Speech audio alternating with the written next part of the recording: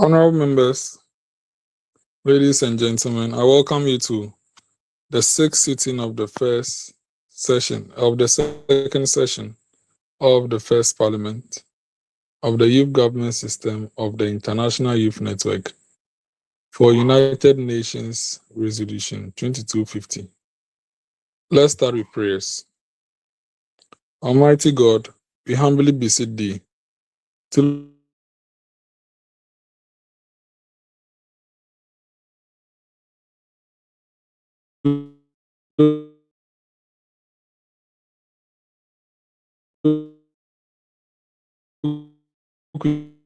favor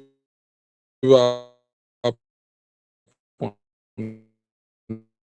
this parliament of the youth government system of the give divine guidance to the youth president and his youth ministers, and our youth members of parliament with discernment and vision, integrity and courage, that through the wishes of members, their will be truly served, and the good purposes for the common human life be realized in our midst. O God, grant us a vision for our network, fair as it might be, a network of righteousness, where none shall wrong his neighbor, a network of plenty, where evil and poverty shall be done away with, a network of brotherhood, where all success shall be founded on service and honor shall be given to the deserving, a network of peace, where the youth government shall rest on the will of its members and the love for the common good. Bless the efforts of those who struggle to make this vision a living reality.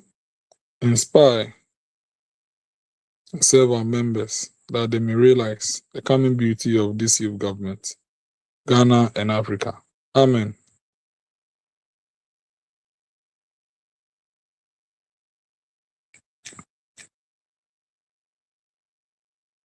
Honorable members, today's business are on two focal points: to address the preliminary issues and then to debate on the motion that says that Ghana needs to elect a government that needs to solve its current problems and accelerate development for the next 4 years. As you already know, we are approaching the 7th December elections for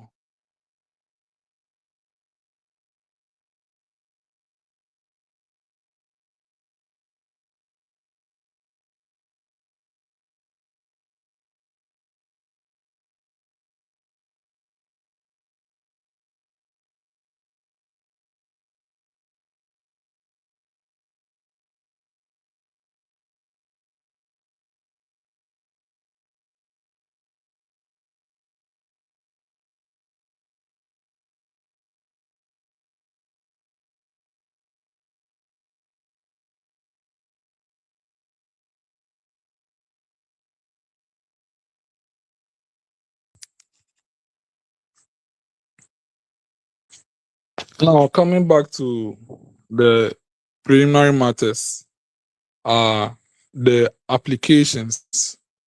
We open nominations around July, and we have a lot of applications. For the youth ministers, about 44 applications. If there is a youth minister here or an applicant here, we'll surely do the designation before the end of the month. But having gone through the applications, we have quite a number of you going,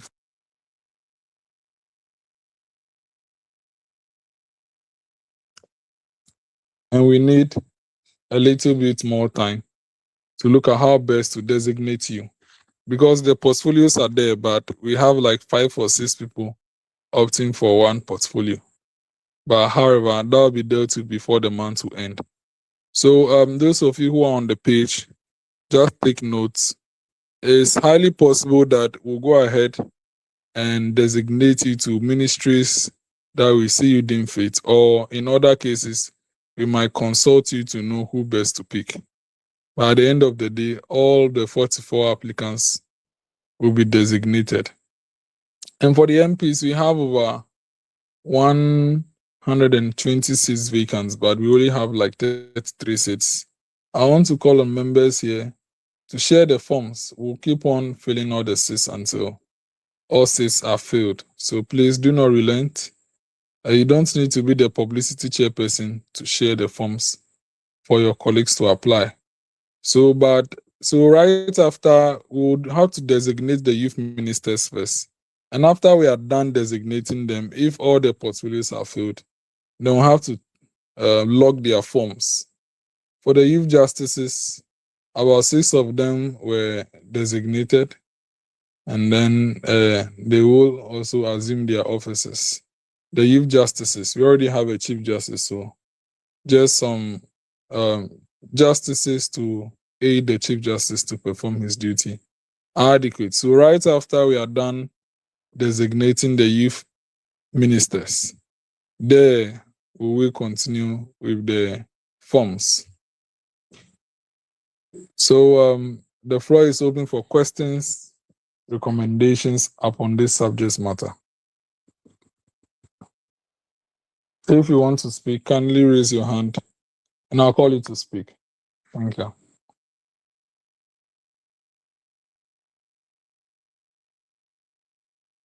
But if there are no commentaries to be made on this subject matter,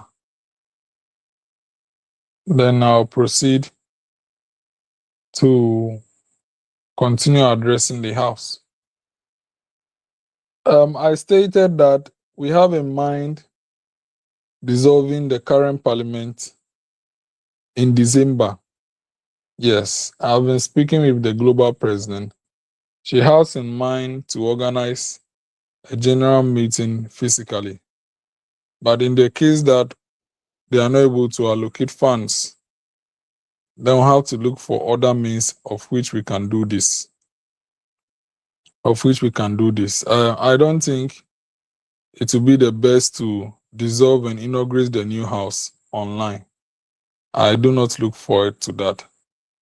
But in the worst cases, perhaps we might have to look at, instead of holding it in Accra, we'll look at other locations that might be cheaper for us to burn the cost than leaving it on Madam to organize. So that is still in place. As I already stated, the MPs will just be carried over to the next parliament. The youth ministers will remain at post, and the youth justices will also remain at post. So in the case that we are not able to do it this December, it is also possible that it will move to January. So the floor is open for contributions on the earlier matter and the current matter.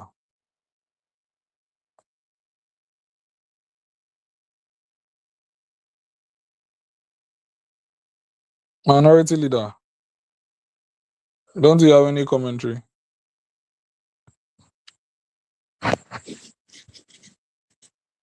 All right, thank you very much, Mr. Speaker. What I have is not on the issue, an observation that I've made so far since this parliament, even the earlier one. Anytime we have a virtual system like the numbers we have are not encouraged, and I don't know what is going on. And so I don't know what we need to do that will help us to get these numbers on board. It seems like people take up the roles and they don't care. And so if we have youth members of parliament who are not responsible for the positions they are occupying, I think they should be declared vacant, and then we can do people to be honest. Those that are serious and participate in decision making. So consider, just check the number we have right now. And this is not only happening today. Even we have people that are occupying positions, and anytime we have sitting, those people don't attend. For the number of times now, I've never seen our majority leader since you left that position and gave it to him to date. All the sittings you have been holding, I've never seen him to be part of the meeting. And he's the leader of the house. Aside that, other people, we have a lot of people that are occupying positions. They are members of parliament and others who attend. So let's assume this was the national parliament. We have members who are elected members of parliament. People have elected members of parliament to represent them and then to take decisions on their behalf. And then these members of parliament have not attend meetings. I do attend sittings, and that decisions of national interest, their people's views are not being presented. How would the people feel? And so if they are not ready to serve their role, and I know some of them that are also part of other youth parliament, and they are very active over there, but here they are not active, which means that they are only here for the positions that we've given them, so that they can add it to their CV one day when they are ready for something somewhere. And that is not what you are looking for. If you know you have like 2 or 3 youth groups that you are members of, and the load is too much for you, I think you need to cut some of the groups out. And I can see that it's only this house that those people are not serious with. But if they are not serious, you have other competent youths out there that can represent those constituencies. So I think you need to communicate with the global president. Then you think about that, talk about it, and then come out with a solution. Thank you very much. Thank you very much, the minority leader, for your candid submission. I agree with you. I myself have not seen the majority leader since the initial sitting of this second session. And it's quite disappointing. That is why we really need to dissolve the house, and then in setting up the new house, we appoint fresh leaders who can take up the mantle, leaders who are serious with our cause. When it comes to the youth MP side, I think that one will need a larger scale of a task force to call the people to find out whether indeed they are up to tax. If they are not up to tax, then we declare those seats vacant. For now, we are hoping to fill the seats, but we cannot fill the seats with dormant members. So we would have to come up with a task force to work on that issue so that anyone who is not serious with the job, you have failed to attend 3 sittings, we declare your seats vacant. Only if we will not be sent to the Supreme Court to ask why we have declared seats vacant upon their failure to attend. Okay. Yes, Mr. Judge, Honorable Judge. Hello? Hello? No, we can hear you, sir. Kindly speak. Thank you. Anyway, I'm George Tebiku from Labrador. I'm new in this parliament. Yeah, so like my the federal leader just talked about, you guys need to strategize or idea or put measure in place that people who don't want to participate into the process should be removed, or people can get into responsibility or decide to be into position, but they don't want to serve according to the position they apply for. They don't want to serve, but they don't want to pay a title like my brother just stated. They want to pay a title as their CV. So there have to be restructuring of way that if we made 2 to 3 sections like you spoke previously, that person should be removed automatically and bring somebody on board who is willing to work to put the vision or the leadership forward. Instead of this department having people who don't want to work but just bury the title. So I think you guys know very strategize. Like I said, I'm new into this parliament. I also did my application. Yeah, and I'm part of Labrador chapter hereby. George, I think you guys are familiar with one George. He's the head for our chapter in Labrador. Yeah. So that's my own saying. Okay. Thank you very much, Mr. George. I'll link you up with George King. He's the country head for our Liberia chapter. So I'll share his contact with you so that you can call him and link up with that. Thank you very much for your submission. And then I would have very deep conversations with the minority leader for us to fix this, because as you said, yes, most of them are parts of different groups, and they appear to give priority to some and priority not to some. I'm equally part of a different parliament as well, but I attend sittings of all of them. So I don't see why this should be an issue. If they are determined to serve, this should not really be an issue. So we'll look at that and work on it. Thank you very much. Any other submission?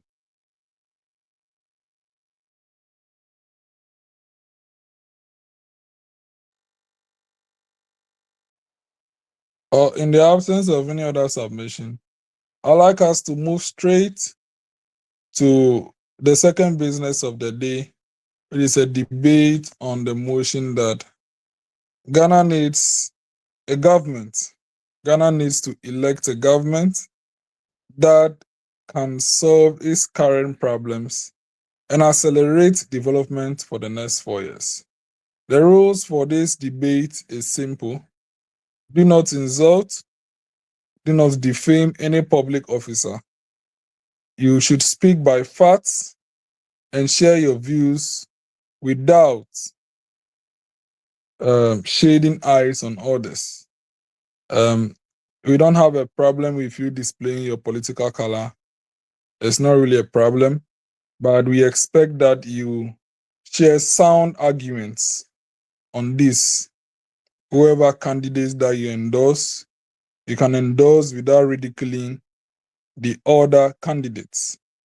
Heckling is different from ridiculing, please. To heckle is more or less to tease, but to ridicule is quite synonymous to an insult. So please, let's be careful with our commentaries as we share our opinion on the next government to be elected on the 7th of December, and as well the 9th parliament to be composed on the 7th of January 2025 by the polls of the 7th December election. To start this, or to give an opening statement on this motion, I'd like to call on the minority leader, Honorable Francis Kagbem-Malay, to give his opening statement on today's motion for the day. Thank you.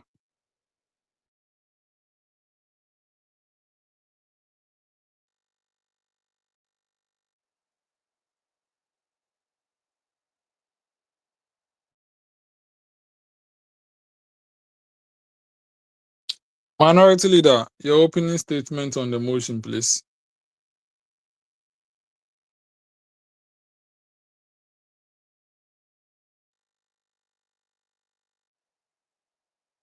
Unless if he's not ready, let's have Honorable Prince Ali to give an opening statement to open the debate for us on this motion, a call for an election of a government that can solve the existing problems of our country and accelerate development in our country. Thank you. All right. Okay, let's hear from the minority leader first. Yeah. Thank you very much, Mr. Speaker,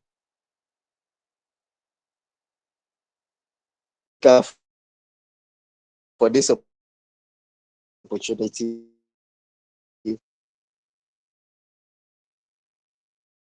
to give an opening statement. Like you earlier on said, the motion is very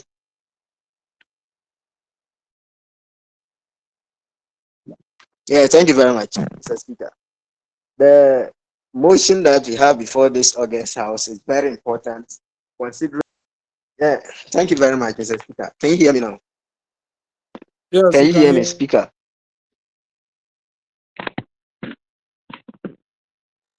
Yes, we can hear you. Can you hear me, Speaker? We can hear you. I think the network is not good. The motion before this August House is very paramount, considering the time and season that we find ourselves. It is time for Ghanaians to go out there and elect a new government that will take the affairs of the country to the next level. But then, does Ghanaians really need a new government? to be able to solve the problems that we are facing. Our side of the house, which is the minority, says no. Ghanaians does not need a real election of a new government, but then we need a continuation of government that will strengthen institutions, that will roll out long-term policies that will help solve some of these problems that Ghana is facing. Because new government has failed to solve these problems, such as instability has been caused by election of frequent changes of government, unemployment all over, infrastructure deficits. These cannot be solved by frequent change of power. By then, it's systematic and long-term measures or policies that need to be rolled out. This evening, I urge every youth here to put aside their political colors, put aside their sentiments, and then let us face this motion as it is. And then at the end of the day, we advise Ghanaians out there on how to go about with the elections and to get the best out of what we want. Thank you very much, Mr. Speaker. Thank you very much. The floor is open. If you want to speak, please raise your hand and I'll call you.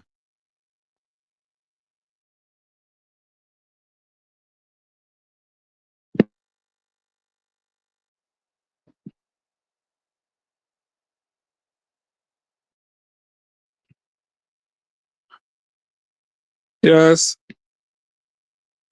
Anyone else ready to speak? Please raise your hand and I'll call you.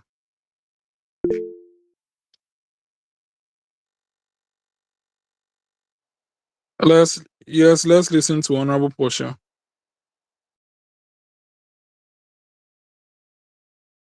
Good evening. Good evening, we can hear you. Okay, Mr. Speaker, please, I just joined, so I would plead if you could just do some quick recap so that I get what we are doing, please. Thank you. Yes, we are speaking on the election of a new government. It is basically a debate towards the 7th December election. So you can share your view on the election of a new government. If you have a preference, you can equally share and why you endorse them as well.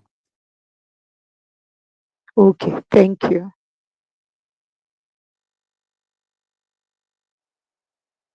Yes, anyone ready to speak, please raise your hand and I'll call you.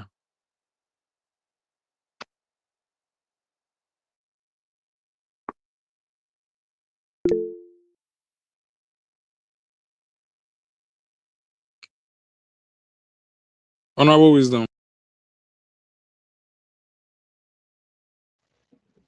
Thank you, right, Honorable Speaker, and good evening to you all. Mr. Speaker, your question is, do we need? Okay, to me, I do not think we need a continuity of government or we change a government here. When you take NDC and NPP from 1992 to date, it's 32 years, and they've had uh, 16 years in governing the country. From 1992 to date, I believe we are all here. Let's take a closer look at our community where we are staying. Is there any proper developmental projects? Your schools, the hospitals, the road network in your community. Is there something that we can boost up? These are basic necessities for citizens. And can you pride yourself of these things? We are in this country, and even the EC, the electricity that we are enjoying, we are equally giving some to like Cote d'Ivoire, yet they pay lesser amount of electricity bills compared to Ghana. Are we joking as a country? We are here and we said we are mining oil. We have oil in this country, yet and yet every day we are on foreigners to aid us before we could do something. And even when they gave us funds to do something,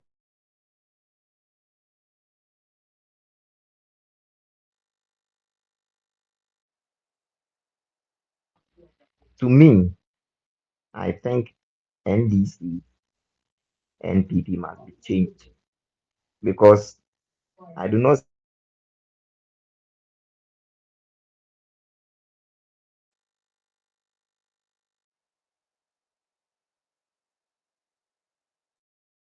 see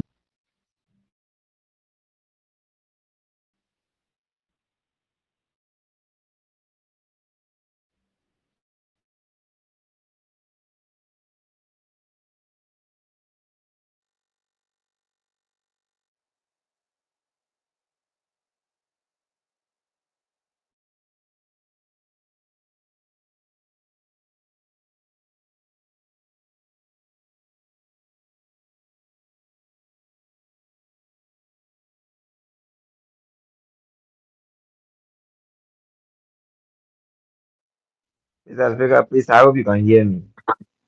Yes, I think your network was not really stable, but I can hear you now. Is it my network or So please proceed to speak. okay? Okay. So, like I was saying, like I was saying, from 1992 to date, uh, it's 32 years, and NDC and MPP have enjoyed 16 years each in government. And like I was saying, we are all here. We should just go far. Take a closer look at the amenities, the facilities in your community. Your community, the clinic, are they up to standard? The schools,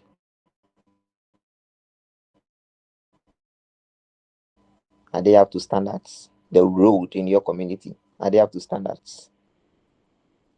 Country.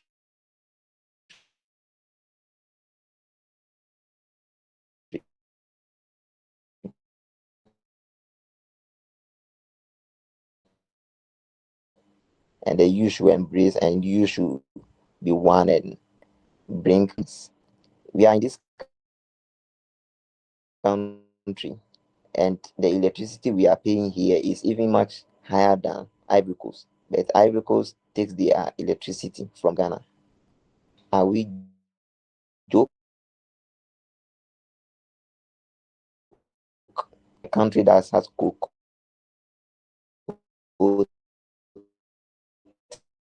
timber, all the like like 80% of the natural resources. Is it that IQ is low or would demand this nation? So to me, I believe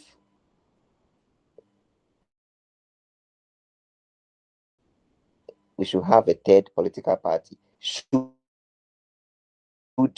another political, a new political party wins election in Ghana,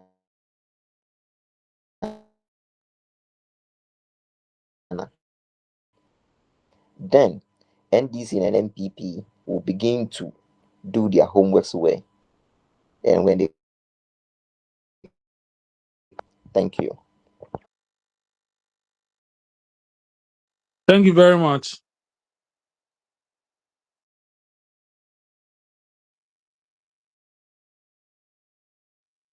Anyone else ready to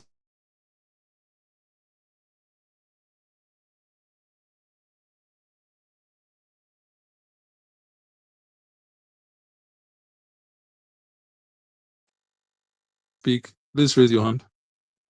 Honorable Minority Leader, you can unmute yourself. I hear from you.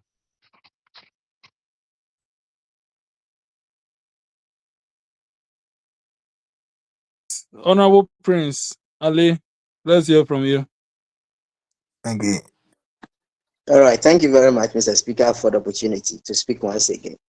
Uh, I would like to speak against this motion that Ghana needs a new,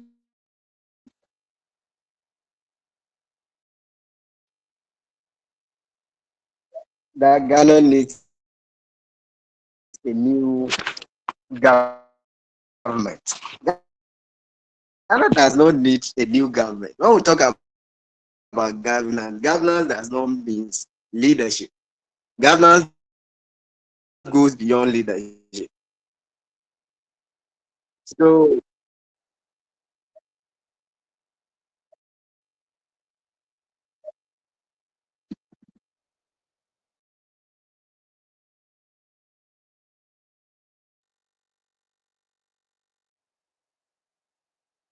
Yes, the Minority Leader, not to cut you short, but in this particular circumstance, when we are referring to a new government, we are referring to the change of leadership.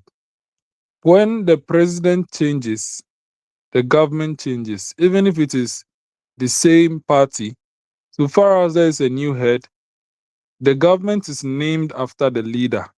Governance, when we say we need a new governance, that is where your point would actually work in, because governance is continued. But to say you need a new governance, it means you are talking about the change of the governance system. But we don't have a problem with the governance system. We are talking about the leadership of governance. Yes, the leadership of a government. So we are aware that Nana Dodankwa will be ending his tenure. So by all means, on the 7th of December 2025, a new president will be sworn in, who must have won the 7th December election. And that is a new government, regardless of whether it is from a ruling party, an opposition party, or independent candidate. It is still a new government. So let's get it right. Thank you. The floor is still open.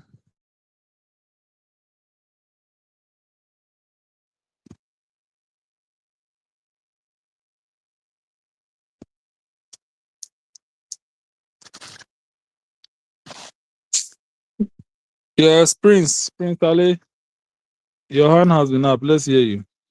Okay, thank you, Mr. Speaker. Thank you very much. I hope you can hear me clear.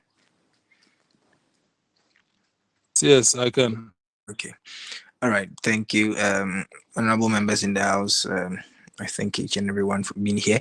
What I would say, first of all, we have to educate ourselves very well. We have to do more education on educating more people on how elections are done, and then how to go about it, and how peaceful we have to live our life, how we have to talk to ourselves in order not to bring a fight, unnecessary argument that might lead to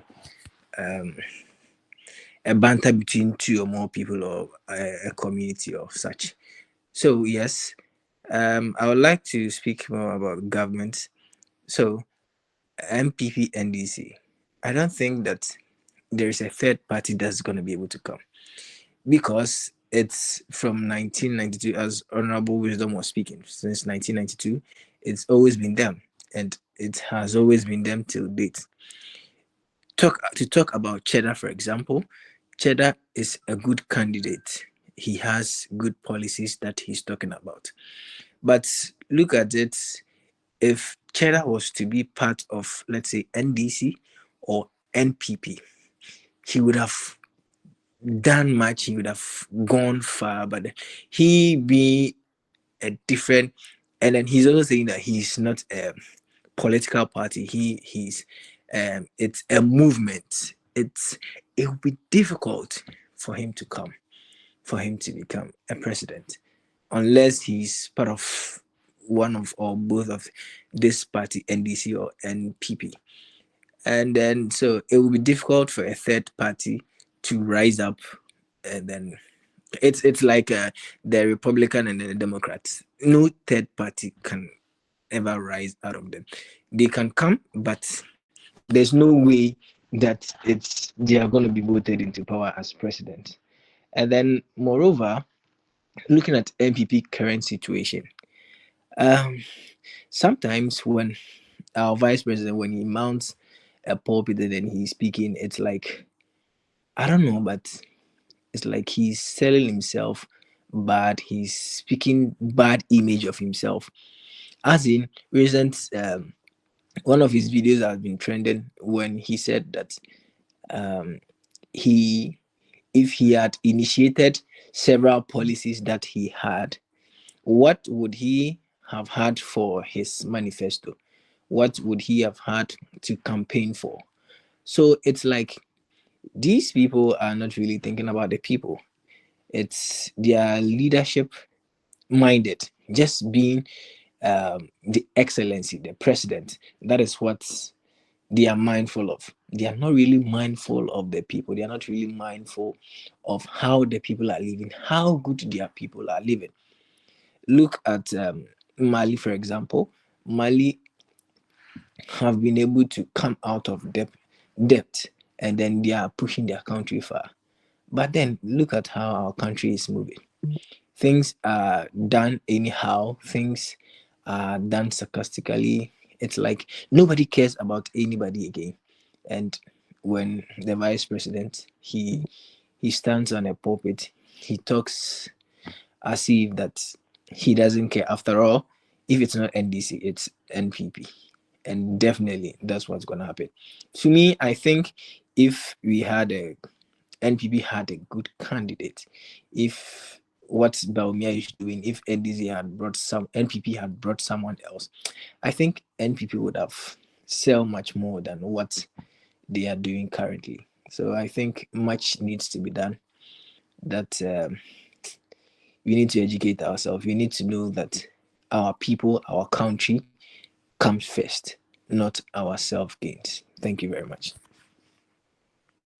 Thank you very much for your candid opinion. Honorable members, the floor is still open for you to share your take on the election coming.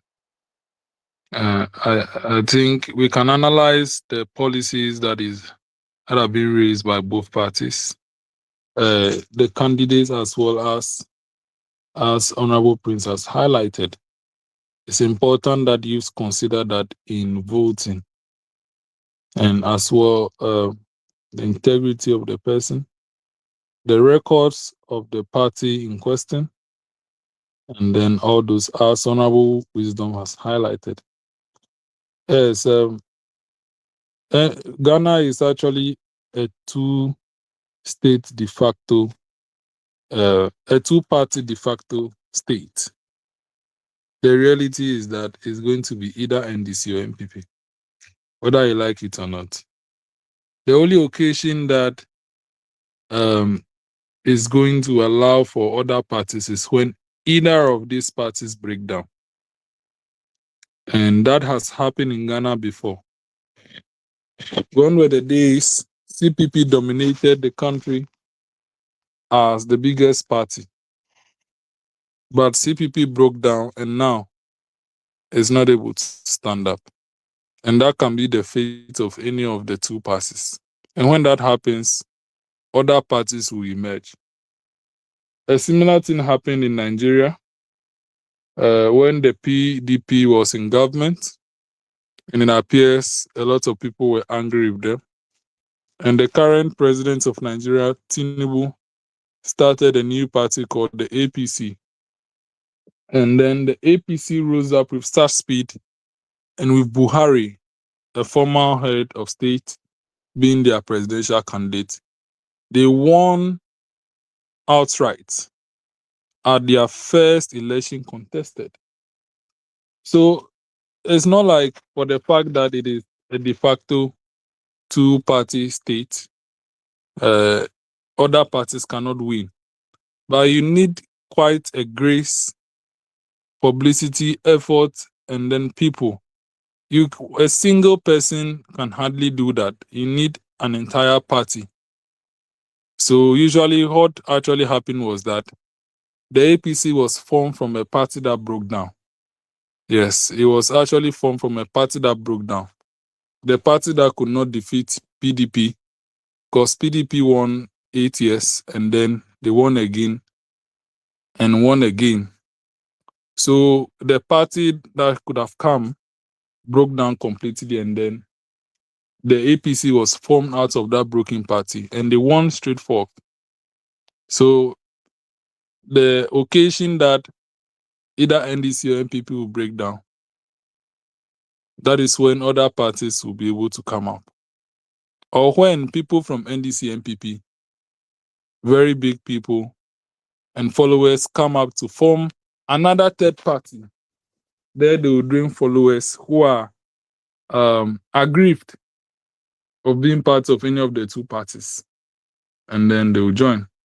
But we still wish Cheddar and the rest the best of luck as they compete. But we know is going for this election is going to be either NDC or MPP, and we believe Ghanaians are watching, and Ghanaians think there is that perception that Ghanaians they actually forget easily. After 1 year, they'll forget all the whatever you have done. When you give them something small, they'll forget all their problems and issues within the last 8 years. But things are changing. The internet does not forget things. A lot of things could happen. We can't tell. There can be a trend that incumbent governments have been voted out, but you cannot tell. Although there have been trends that incumbent parties have been voted out. In Kenya and Nigeria, incumbent parties won, but in UK and United States of America, incumbent parties lost. So we look forward to this election. The floor is still open. Please unmute yourself and speak.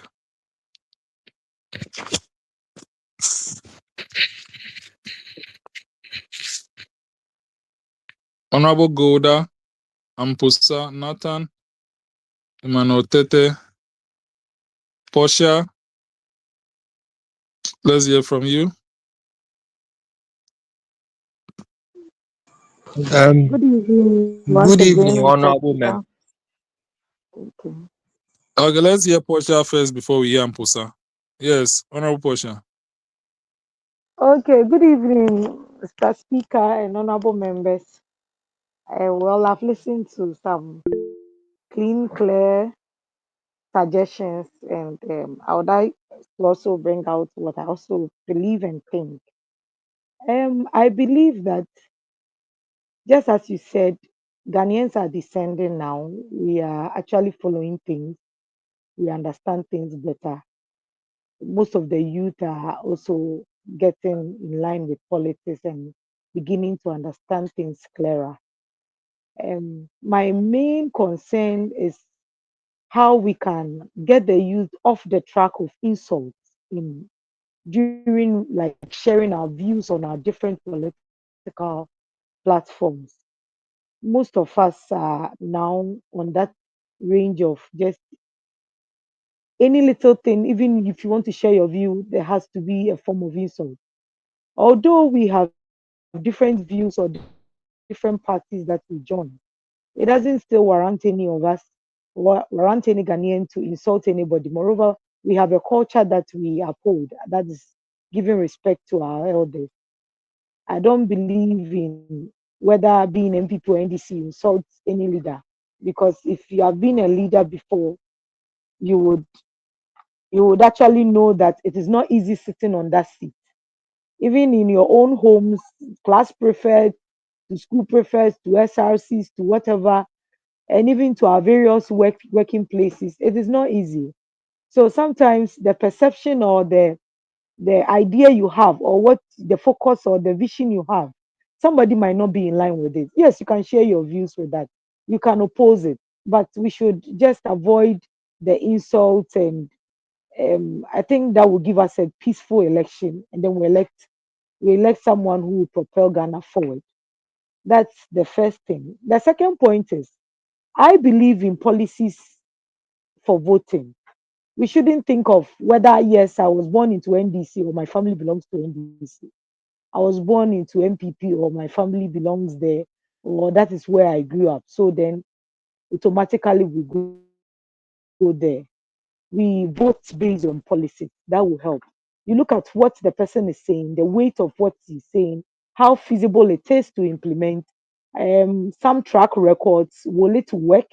Is it going to help all of us? Is it the trend now? Because we can't now close our eyes and say we are Ghanaians, so we are in Ghana, we do what only Ghanaians do. We are exposing our children, we are exposing the youth, we are exposing everybody to the outside world. The world is now a global, I'll say a global market. We are one now.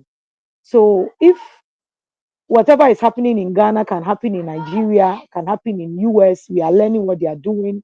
We are copying whatever they are doing. We are exposing everything to our, we are like availing ourselves to everything. We watch everything on phones and everything. Then that means that we should be abreast with whatever is going on. So all those things should help us to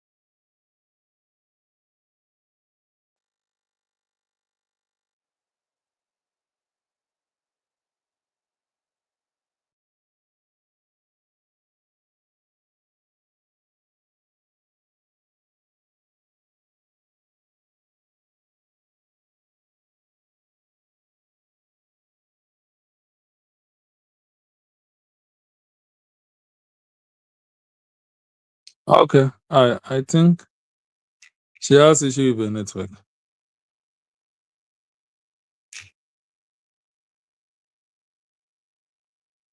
Honorable Amponsan, please be getting ready. If she's not able to it is come not back, only then about the hello. yeah, we can hear you. Yes. It's not only about, yes, we have to have money in our pocket alone. You can have the money, but if the amenities or other things are not available, then the money becomes partially useless. But if you have other things in place, they themselves or those things also tries to pull the money to us, or it puts things in place for us to work to get the money back. So those are some of the things that I think we should consider and also preach to the youth so that it will help in this election. Then we'll all vote nicely and then we go on our daily activities. Thank you. Thank you very much, Honorable Portia. Honorable Amponsan, let's hear from you. Thank you, Mr. Speaker. Good evening, honorable members.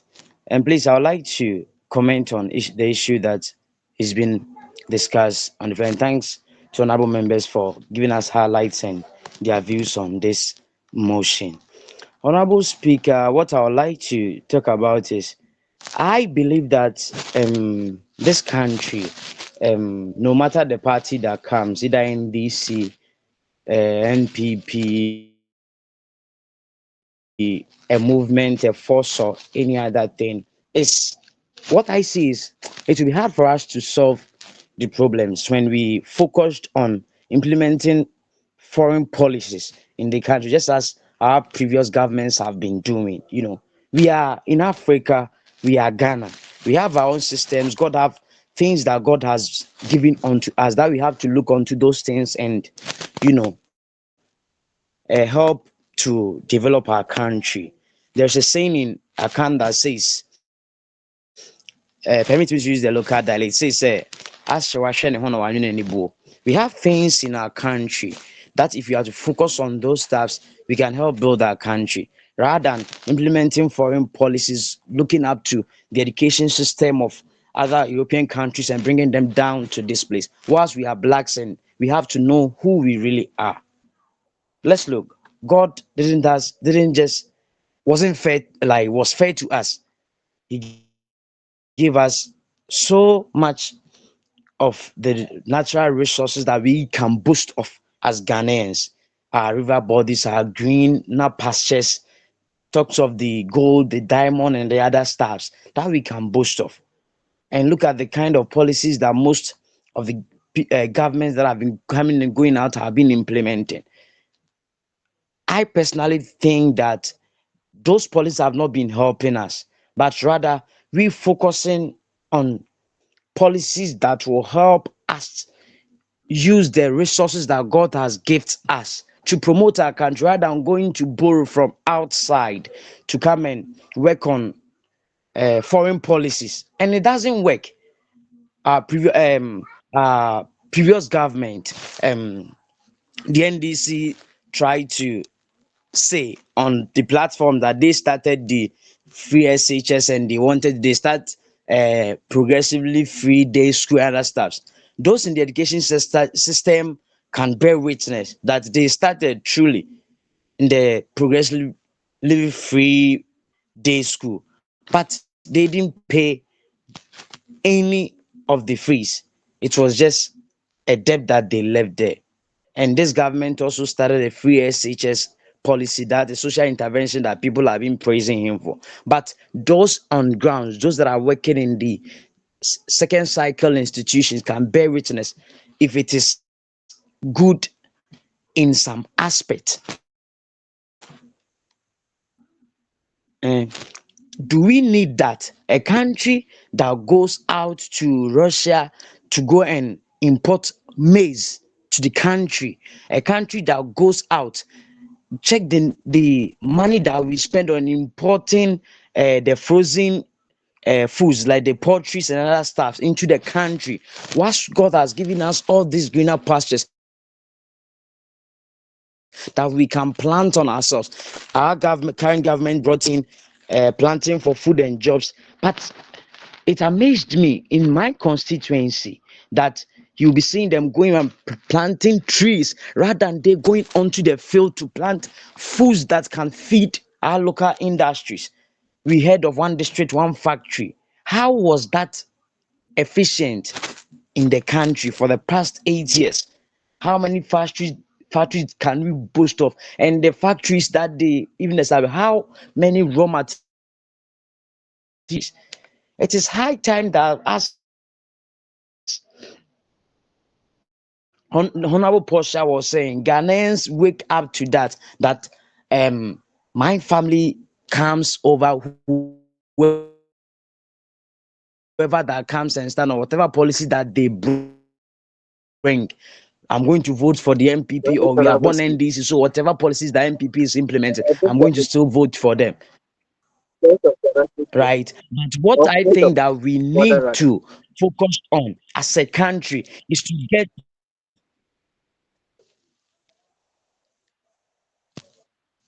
Hello, Mr. Speaker.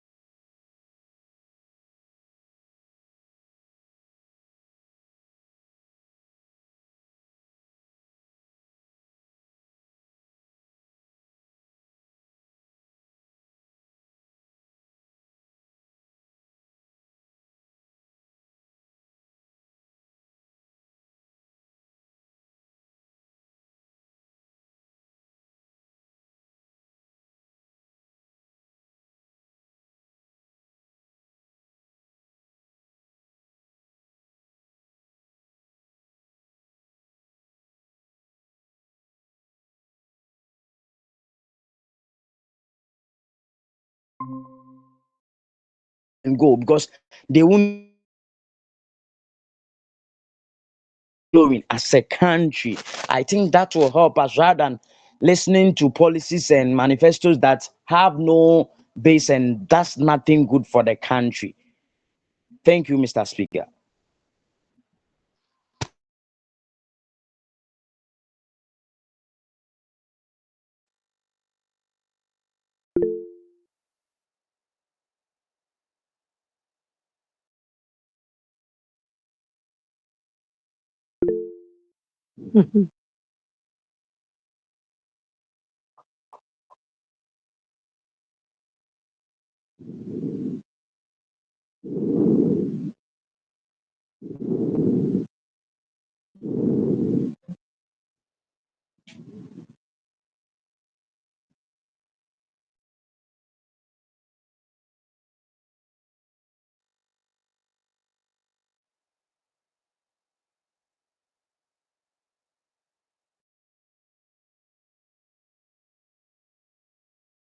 Yeah, so I was saying that the honorable members not think that the governance system might be the issue because it appears when it comes to our democratically elected governance of 4 years, development does not appear because even the political parties complain that the 4 years is not enough.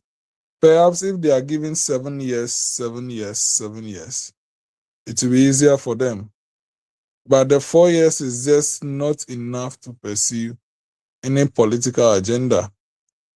And this issue raises the question of whether or not the parliamentary system will be rather effective, where the president is just a figurehead, but it is the prime minister who actually does the development. And the parliament is supreme and not the constitution. Just sharing our views. Nathan, I think you wanted to speak. The floor is open.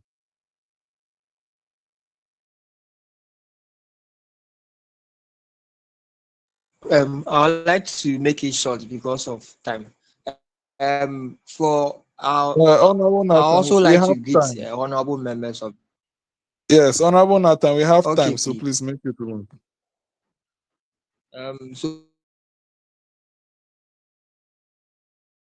There are certain independent bodies that are supposed to remain independent. Example, the media. The country is not as duopoly as we think it is. It's just that some people have monopolized the system, and some media bodies that are supposed to remain independent have rather sideways with some of these political parties and in hopes to push their agenda. I feel like if we endorse or we push the agenda of the multi-party system so that they also broadcast their works on the media, Ghanaians can be able to choose rationally and or make decisive conclusions about who they want to lead in the country. So yeah, so that is the little I want to add to this submission. Thank you. Well, uh, Portia wants to speak. Oh, okay. Yes, please. Okay. Mr. Yes, yeah, Speaker, yeah. yeah, my first issue is to our honorable member who spoke before Honorable Nathan spoke. He used the word that we're still talking about, so would plead with him because being a leader, we are being watched, we are being listened to, we are being followed. So whenever we get opportunity to clear our views or air our views to people, let's be conscious. Because if you use the word someone bringing his policies down and he say it's useless, it doesn't really speak well. It might be useless to you, but it might be very beneficial to the visionaries or to those who are following him. So let's be mindful of those ones. Secondly, I think it is our constitution that has a problem, that carries majority of the problem, or that is what is causing most of the problem. There are certain things that are in there that should be amended because it was more important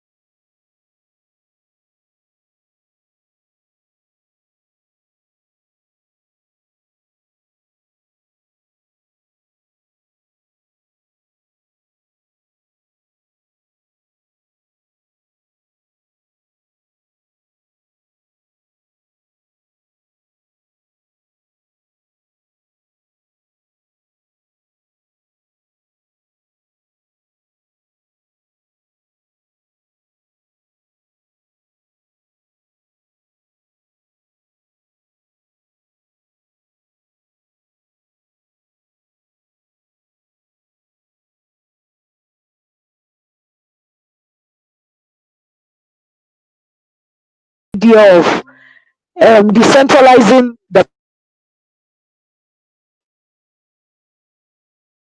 power. That one also causes a lot of tension. There are so many on his shoulders that when he feels or thinks that, okay, there are more views, a lot of people have said a lot of things. What do I think is right? So then he tends to choose what he thinks is right, probably might affect negatively on the people. So if certain powers are like decentralized, where so many major projects, progress things, programs would be at the assembly district level, they are with the people and they understand them, and then the people can hold them accountable easily because we see them often. When those people like roads, infrastructure development, refurnishing of other things, that's amenities that are within the community with us, we can easily lay hands on those people or get closer to them, and then the work can be done rather than everything being pushed up there. Then it has to be signed, a lot of bureaucracies are going on before it comes down.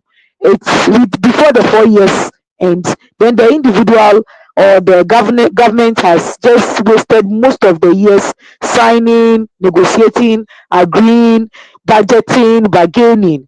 But if certain powers are down, before it gets up there, they've already done the underground works and then the homeworks are already solved. Then the marking can move on as such. The third thing that I will talk about is I believe we are also a problem. It is not only the government. We tend to blame government all the time. Every 4 years we blame this government.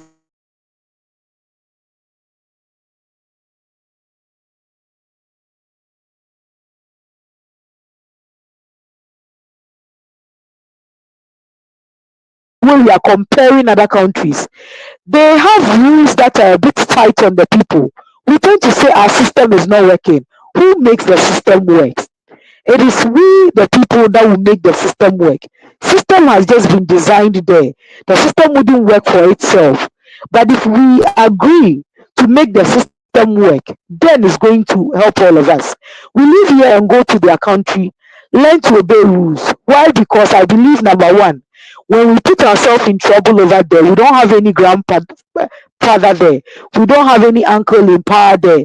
We don't have any mother somewhere to come and plead on our behalf, just like our culture does. Any little thing, oh, this one is a child, let's spare him. This one is too old. This one has a minor disease. This one, this. We always tend to look for excuses to the issue. That is why when they get there, they are able to obey rules and do the right thing. Because if I don't do the right thing and the law gets hold of me, I don't have anybody fighting for me. But for here, we do the wrong thing and then we can like fall on the shoulder, maybe a classmate, an uncle, a friend, a church member. So we tend to lobby through and then find our way out. So that aspect should also be looked into, whereby there should be a firm grounds in our constitution. When somebody flouts the law, we know you are going in for this or this is the punishment. Not as some Ghanaians even fighting or trying to support wrongdoing, and then some leaders will also tend to support. That's also another issue that we are we are making the country retrogress. Let's take for example, someone throws rubbish in the gutters. That's one of the major problems that I personally have. Sanitation in this country, we throw rubbish anyhow. Recently on the Amasaman stretch, that's where I live. I think about 5 years ago there were dustbins there. One morning we woke up and the dustbins were gone and only the lids were hanging around the metal bars. So the assemblyman got bored and was just on the PA system complaining here and there. And then we are the same people who ask for the bins to be by the roadside, if not to drop the rubbish on the ground. Then what are we looking for? Because if it is provided and then we take it, do we expect that we have the police or military chasing us all the time? We are humans. What you think is not good in your home should equally not be good outside. If you can't sleep with rubbish, why don't you drop it at where people can easily see? and it becomes an eyesore to other people. So some of the problems are from us. If we don't provision in the gutters, an MP, a district assembly officer, any person in power can just come to us and then tell us, yes, I used part of your money to drench the gutters or clear the rubbish. But if you don't drop it there, how can the person come telling you that I used that money to clear it? In that case, we can hold them accountable. So that is also what I have to say about that. Thank you. Thank you very much for your candid opinion. Honorable members, the floor is still open. Honorable Daniel Ado, I can see you. The floor is open. Please unmute. Yeah, Honorable Daniel Ado.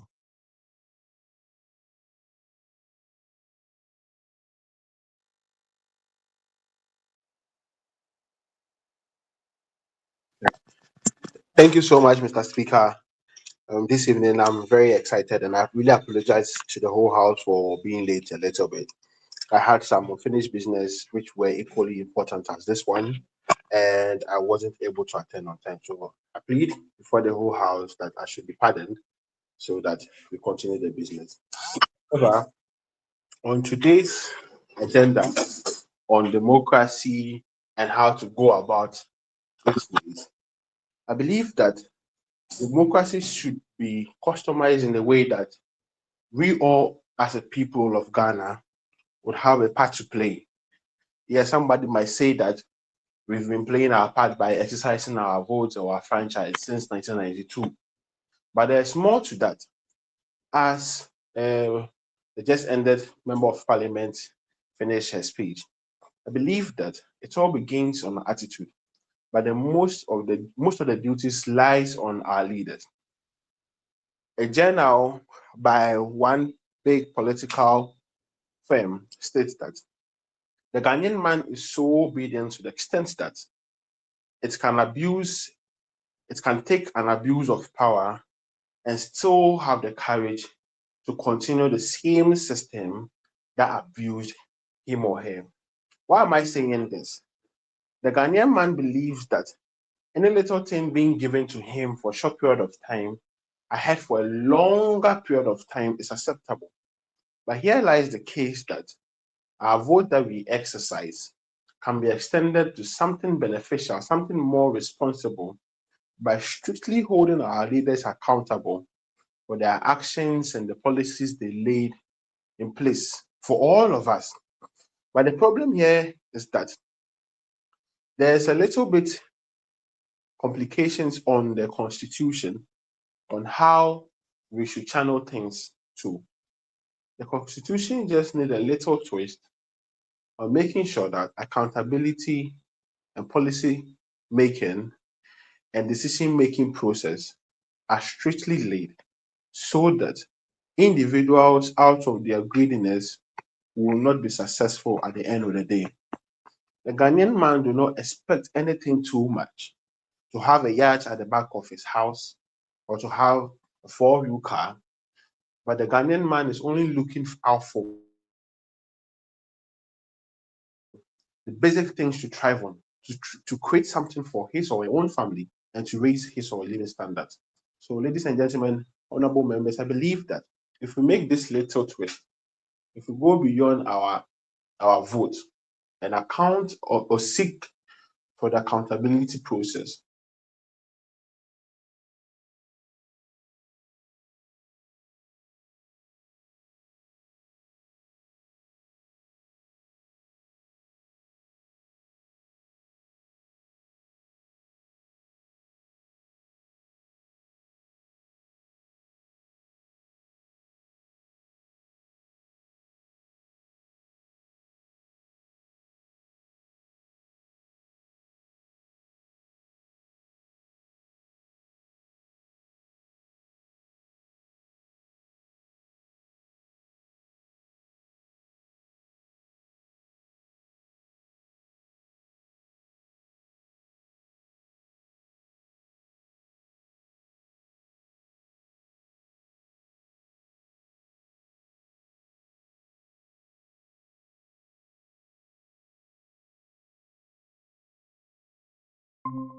Um, anyone else ready to speak?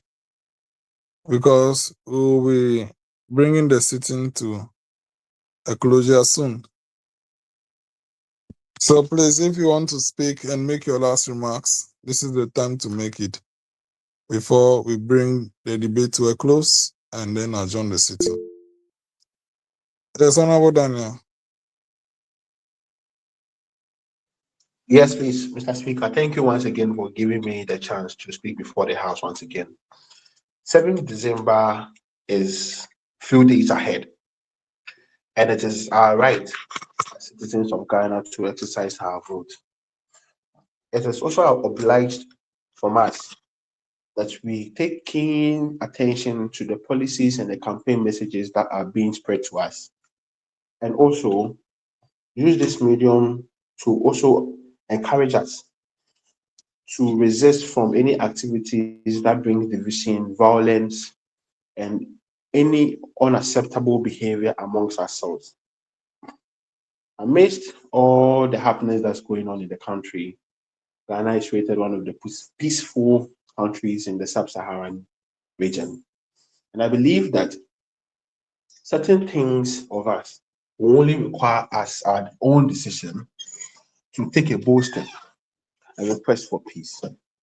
Not only peace, peace to have our peace of mind, peace to have our culture sustained, peace to have our food, our music, our neighbors, our way of life sustained to make us happy and thrive for the better days ahead. So, ladies and gentlemen, the members of the House, I urge everybody that in the coming elections, let us have bold decisions to resist from any other activities and exercise our votes correctly. I'm not here to persuade anybody, but the only thing I will persuade you is that any activity that may lead us into violence, division, and mayhem, let us distance ourselves from it.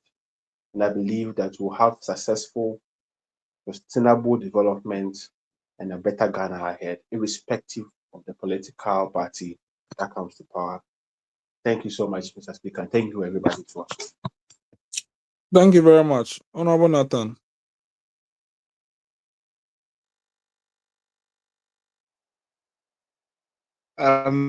Please, I wanted to highlight on what Honorable Portia said. Please, I was like, the media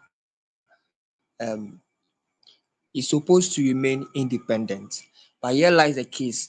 We live in a multi-party system, but the media has monopolized the system in such a sense that only two parties, political giant parties, their works are being like advocated for on the media, and overshadowing the other parties as if they are not working. So the media spotlight only falls on two parties and undermining the works of the other parties. It's because most of them have chosen to side with the other parties. But you see, the media is supposed to remain independent, yeah, and advocate the works of everyone so that Ghanaians can make the right choice, like for themselves. I think that is what I was saying, but it was like so I just wanted to clarify that. Example, NKB and other people, when they talk on illegal mining, they make documentary about these things. The media doesn't promote it, and if he speaks on illegal mining, his message is also unheard, and it's even limited so that most people wouldn't be heard. Most people wouldn't hear his message and even vote for him. So I feel like we live in a multi-party system, and all the works of these individual political candidates must be advocated for and broadcast on TVs and other stations so that we will vote rightly, we will vote wisely, and not only propagating the words of these two political giants. So that is it. Thank you. Thank you very much. Any other person with remarks towards the election?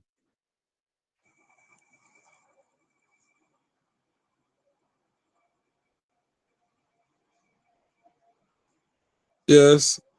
Any other member who wants to give a remark before we adjourn?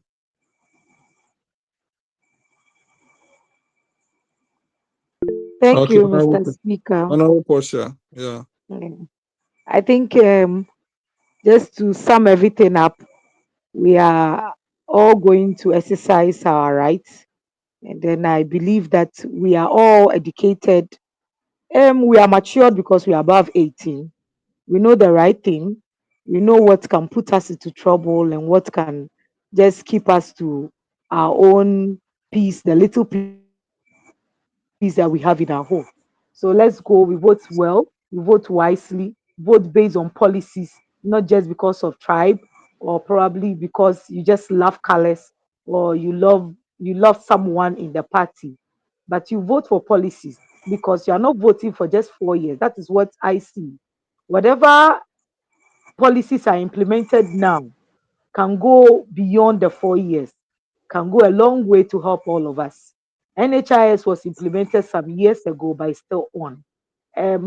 Other policies are still on, although it was a policy for a 4 year term. So let's vote wisely and see what will propel all of us forward. Then in the next 4 years, we wouldn't regret any action that we took during the vote. You vote, you go home, you can listen to the counting on telly, or even you can watch it on telly, sorry, or listen to it on radio, rather than standing there if you know you don't have a good heart to just be quiet about things. You see any other thing which will agitate you, then that is what gradually draws you into trouble. You vote, you go home, you listen. At the long run, you hear the results. If your candidate wins, praise be to God. If he doesn't win, Ghana still remains Ghana, so that we would all live in Ghana peacefully. 7th January, we swear in the person, then we move Ghana forward. We don't want to be like countries that have regretted. So let us just preach the message of peace and then also make our speeches and thoughts clean. Because when your speech is clean, I don't think you end up falling into trouble or getting anybody agitated. Thank you so much. Thank you very much, Honorable Prince. Okay, thank you, Mr. Speaker. I would like to add up to what Honorable Portia said. Um, let our speech be clean. Let our talking. If you're a serial caller, if you're a party foot soldier, whoever you are, don't think that how you talk to the other party, how you talk to the other candidate, or how you talk on a radio, a television, would warrant you a position when your party comes. No, let's put that aside. Let's let peace reign. Let's let our speech be wholesome. Let's let the country be ahead of us, not the position that when our party comes, we've been promised for. So if we refrain from all these things, I think that we can live peacefully in our society. We can live happily, and then we we we prevent other problems from happening. So let's go out peacefully. Whatever that you have to say it peacefully, say it without insult, assault, say it without regret, say the truth. Just say the truth. Just don't say something that's going to offend somebody. And I think that 7th December, you would vote and then peacefully, and then January, whoever that's supposed to be the president of Ghana will be announced, and then peace will reign. We all be happy, and then serve the country, Mother Ghana. Thank you very much, Mr. Speaker. This is what I have to say. Thank you very much, Honorable Samson. You may now speak. Okay. Thank you. Thank you, Speaker. And Speaker, the honorable members have actually said all. Myself, I just joined. Some of us are still in the car going home. But then there is just a quick one I want to also say about the voter education series, which YIP has actually been committed to. So I also want to use this platform also to encourage the honorable members to also help us share. Honorable Posha made a statement which I actually like. said, so long we are above 18, we are, I mean, old enough to make decisions for ourselves and then for our country to live in peace even after election. So I believe that this is one of the challenge why IPA has also taken up, and then they release, I mean, in series every day some basic education on governance. So I believe that in sharing these series with our colleagues, some of them will also get to know how some of these arms work, and then they will make the right decision. Just a quick one. I thank you, Mr. Speaker. Thank you very much. Honorable Nathan, I want to speak again. Are you okay? Yes, please. So the final word I want to say is that we shouldn't vote based on political fraternity, religious fraternity, fine boy ideology, voting on basis on sympathy and on commercial basis. It actually brings about bad student leadership. Bad leadership who can't even speak for our consent. We need to vote for a change. We need to vote for a competent leader. Our voices must be heard. Their promises must be fulfilled. We need to vote for someone that have the country at heart. We need to vote for change, and let's vote wisely. And we shouldn't vote because of any political socialization or anything of that sort, anything affiliated to religious socialization. But we should have the country at heart and vote for change. Yeah, thank you. Thank you very much. Is there anyone else who wants to speak? We are about to bring the sitting to a close. Okay, Honorable Amposa. Thank you, Mr. Speaker, and thank you, honorable members, for your submissions. I would like to add up to the honorable member that before honorable Nathan speak. He said something about education that I like it very, very well, like sharing our educations. We know what to do, just as honorable Portia said, we are adults. So what I think that as leaders we can do to help the country in this time of election is that we need to talk to uh, our colleagues, our friends, the youth organizations, the youth movements and other stuffs, maybe at church, at our communities, in their morning endurance and other stuffs. We meet up with them and talk to them. My message is simple. Message that I've been preaching to them is very, very simple. In whatever thing that you do, in everything that you say, whatever that you, we have to think Ghana first. Ghana first before any other political party or any other person. So whether they are bringing policy A or policy B or doing this and doing that, think about Ghana first. And Ghana first is all about peace. So when we preach the peace, I think this election will be a glorious and a successful one, and we have a peaceful nation to continue in the coming year. Thank you, Honorable Speaker. Thank you very much. Honorable members, I agree with my colleagues on their takes, but there's one thing to take home. Let us avoid violence and vote for peace. Please encourage your colleagues to go and vote. Sitting down, knowing that there is a problem, and saying because you are aggrieved you will not vote would not solve the problem.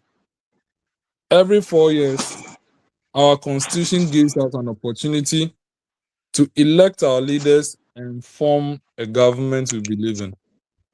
It is our civil duty to exercise our franchise and vote.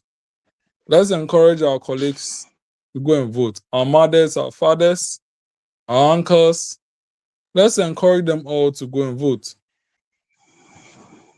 So far as you have means of transportation, they should go and vote. And when voting, they should vote for leaders who they know would ensure that this country advances. We are not in Dubai and we don't expect Ghana to be like Dubai. But Ghana can be best of itself. And it's important that we educate our colleagues on the voting principles and regulations. As one of my colleagues said, Youth Impact Parliament has started voter education series, and it is being shared on all their platforms. And I think I shared some about Parliament. I don't know whether I shared it on the applicant's page, but if you want to check all that they have shared, you can go to Youth Impact Parliament on Facebook or any other social media, and you see the voter education series flyers. Share them with your colleagues so that they can learn as well. And going into this election, just know that whoever you vote for is who you believe in. Whoever emerges as victorious, we accept. There have been allegations by the opposition that the government, the ruling party in power, is wishing to rig the election in its favor. We don't want a rigged election. We want a free and fair election. Whatever plans anyone might have to rig this election will not work. And even if they try to change the outcome of the voice of the people, it shall go in vain. And only the voice of the people will emerge as the victors of this election, in whether parliamentary or presidential. As much as possible, we should have free elections. You don't win elections every day. Sometimes you win, sometimes we lose. But the voice of the people must be respected. And we pray it is so. It depends on you, the youth, as well, when you are being called to participate and contribute to malpractices.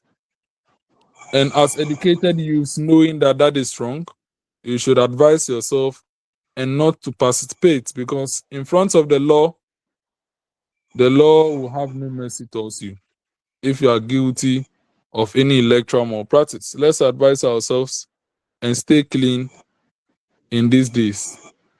And hopefully after the election, whoever emerges as the president-elect and members of parliament-elect will support them, and hopefully in the next 4 years, they solve the problems that they can solve and accelerate the development of Ghana and make it better, so that we'll be proud of our country and hope that it never becomes that of Zambia.